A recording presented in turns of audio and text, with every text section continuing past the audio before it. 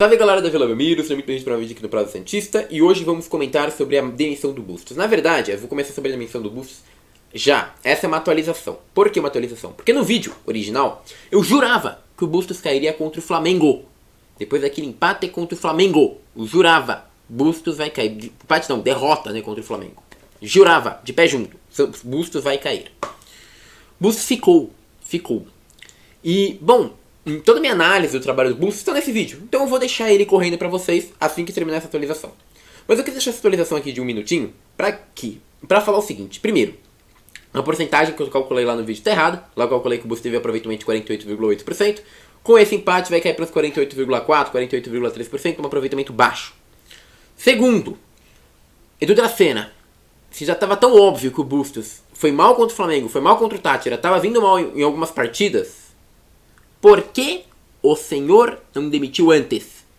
Se o departamento de futebol deu sugestões acatadas pelo técnico, ou seja, interferiu na escalação possivelmente, tá? Que eu não quero acusar ninguém. Por que manter um técnico? Se vocês não acreditam e não confiam na convicção dele. Isso não faz o menor sentido. De novo, mostra uma falta de preparo, uma falta de estrutura de um projeto futebolístico do Santos. É triste. Mas parece que a gente volta pro começo de 2021, que a gente volta pro começo de 2022, que a gente volta a um plano sem estrutura, um Santos desorganizado e sem momento. Já passou da hora, meu querido. Eduardo, o departamento de futebol, abriu o olho. Porque não é só escalação. O Santos tem muito mais time que o Táchira. Não é só jogador. É psicológico. Porque o problema que teve com o Bustos, teve com o Carille, psicológico, teve com o Diniz, psicológico, e tá tendo de novo.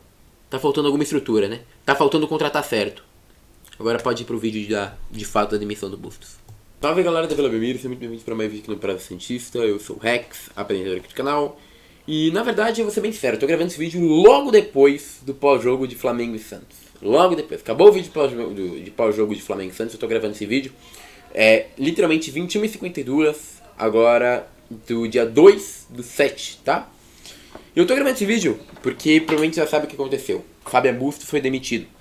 E eu tinha tanta convicção que o Bustos seria demitido logo após esse jogo, que eu já quis deixar esse vídeo pronto, para que quando ele fosse demitido o vídeo já saísse. E por que eu tinha tanta convicção? Porque como eu falei, no final desse jogo, nesse jogo pra mim ficaram todas as marcas de um fim de ciclo do Fábio Bustos. Ficou muito claro o porquê que ele está sendo mandado embora. Ficou muito claro que talvez não tenha volta para o trabalho dele. E ficou muito claro o meu grande ponto de preocupação para esse trabalho, tá? Queria deixar claro, na semana vamos falar aí, fazer um scout de técnico, quem pode ser técnico, apurar os técnicos também que o Santos quer trazer, a gente vai falar um pouquinho de cada um deles. Então, eu espero que essa decisão do Santos de trazer um técnico seja o mais rápido possível, porque precisa ser. O Santos não pode ficar parado agora. É trocar pneu com o carro andando. É correr para consertar a catástrofe, para não ser mais um ano perdido, tá? A gente tem a Sul-Americana para disputar, a gente tem mais time que o Táchira, e a gente tem o brasileiro para conseguir alguma coisa melhor do que o ano passado, gente. Vamos lá, tem que ser rápido, Santos, tem que ser rápido agora. Então, vamos falar um pouco do trabalho do Fábio Bustos, para depois falar do porquê que ele caiu. Se a gente pegar numericamente o trabalho do Fábio Bustos, não é um trabalho tão maluco assim não, gente. Os números do Bustos no Santos são de 28 jogos, sendo 10 vitórias, 11 empates, o homem dos empates, e 7 derrotas. Foi o pior trabalho do Bustos desde a passagem dele pelo Delfim, em 2018. Essa passagem pelo Delfim em 2018-2019, gente, é a passagem histórica que o Bustos consegue pegar um time que, sei lá, era uma Ponte Preta, lá do Equador, e fazer ser campeão equatoriano. Depois pegar um Barcelona, fazer ser campeão equatoriano e chegar na semi da Libertadores. Como eu falei, o Bustos não é um qualquer. É um técnico que já teve alguma passagem. Um técnico que tinha algum currículo. E por isso que eu até fico desapontado. Eu achei que ele poderia ter feito muito mais no Santos, tá? Mas a gente fala depois. No Santos, os números deles representam 10 vitórias, 11 empates e 7 derrotas. Calculando, isso dá um cálculo de 48,8% de aproveitamento. 48,9% de aproveitamento que ele teve no Santos. Ou seja, um aproveitamento abaixo de 50%, que eu considero baixo. E eu gosto de aproveitamento acima de 50%. Bustos no Santos teve um aproveitamento abaixo dos 50%, que é o aproveitamento médio dele.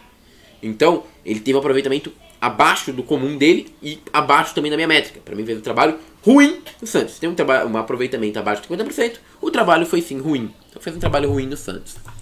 Numericamente falando, Fabian Bustos é um técnico que no Brasileiro teve uma média de 1,3 gols por jogo e tomou 1,0. Ou seja, um técnico que muitas vezes vencia no 1-0, às vezes até fazia uma goleada, mas não era um costume. E na Sul-Americana, o Bustos tem a média de 1,1 gol feito por jogo e 0,9 tomado. Ou seja, é o famoso técnico ali da mediana, sabe? No Paulistão, a gente pegar também 1,3 gol feito, 1,6 tomado. Ou seja, é o famoso técnico ali, ó, que faz um gol, toma um gol, fica bem ali no 1-1, bem técnico de empate, que foi no final que o Bustos acabou sendo no Santos. Se a gente pegar a maior parte dos resultados, foram empates. Qual o ponto que a gente pode falar que culminou e prejudicou muito o Bustos? Sim, nesse negócio, um pouco foi a arbitragem, a gente não pode negar. O jogo contra o Ceará era para ele ter ganho, perdeu ali por causa da arbitragem. No jogo contra o São Paulo, teve a questão da arbitragem. No jogo contra o Banfield, primeiro, lá, que teve aquele pênalti absurdo, também foi arbitragem. Fluminense, foi arbitragem. Mas não dá pra falar que a arbitragem foi muleta pro trabalho do Bustos. E isso é um ponto importante.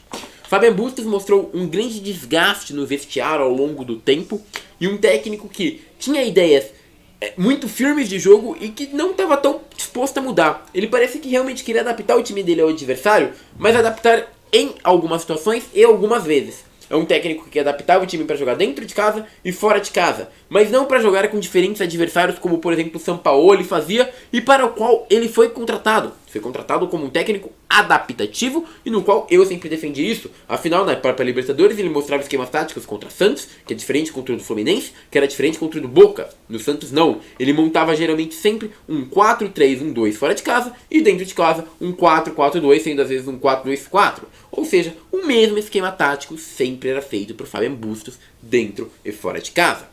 Fato é que também ele conseguiu até colocar algum sistema tático interessante em boa parte do seu trabalho, onde a Santos tinha muitas vezes a maioria numérica atrás, maioria numérica na frente e jogava com essa maioria numérica. Dentro de casa, fora de casa não, quando o time subia muitas vezes não tinha maioria numérica nenhuma e jogava por bolas do contra-ataque. Por isso o desempenho do fora de casa do Santos é pífio, é muito ruim, enquanto dentro de casa é bom, afinal ele sempre jogava com maioria numérica. Porém, no final do trabalho dele, e foi a marca que a gente viu contra o Flamengo, contra o Táchira, contra o Corinthians 2 vezes, o Santos tinha uma desordem tática absoluta. O Santos descia, beleza, às vezes com mais jogadores que seu adversário, mas os jogadores estavam totalmente confusos dentro de campo. Pareciam que não confiavam mais no trabalho de Fabian Bustos. Para mim, o que marca a falta de capacidade de Bustos foi o seguinte: ele não teve capacidade de analisar mais o adversário e dar resultados confortáveis e conforto a seus jogadores. Com isso, com a passagem do tempo, o elenco foi perdendo fé no Bustos. De fato, não foi confiando nas decisões do treinador, que muitas vezes também teimava nas mesmas opções e dar chance para as mesmas opções. E com isso, para mim, ele foi perdendo o vestiário, e ao perder o vestiário, infelizmente, os jogadores não assimilaram mais as suas ideias, e a tática, que era uma das melhores partes do Bustos, que deu uma solidez defensiva quando chegou ao Santos, que aos poucos melhorou o ataque do Santos, acabou se perdendo, e esse trabalho que atingiu um auge começou a cair. Dentro disso, o que me preocupa em comparação aos técnicos anteriores, todos eles tiveram um pico, uma decadência, e esse processo foi muito rápido. O Diniz, quando chega no Santos, começa a treinar o time mal, melhora um pouquinho, chega ali perto do Atlético Mineiro, pico, e decai. Quando a gente pega o Carille, por exemplo, o Santos sobe ali, salva do rebaixamento, que é o pico, e no Paulistão decai. E agora com Bustos, novamente, em menos de um ano, o time sobe, chega ali perto do jogo do Cuiabá, do Curitiba, do 3-0 dentro de casa, e decai. E é um problema muito constante, que os jogadores perdem confiança e acaba o ciclo do mesmo jeito. Gente, se a gente lembrar como é que o Diniz foi demitido do Santos: posse obsoleta, sem sentido, que o time não conseguia criar, pouco criativo, com muitos cruzamentos dentro da área, jogadores entrando na área o tempo todo, então chuveirinho repetidamente vários momentos. Na zaga, muito mal organizado, deixando muito espaço para contra-ataques e tomando muitos gols. Carille, uma defesa que ficou desorganizada, então o Santos também tomava muitos gols de times fracos no Paulista. Um ataque que nem segurava tanta bola, mas tinha uma posse que acabava sendo inútil, e pouco criativa, só com cruzamentos dentro da área também.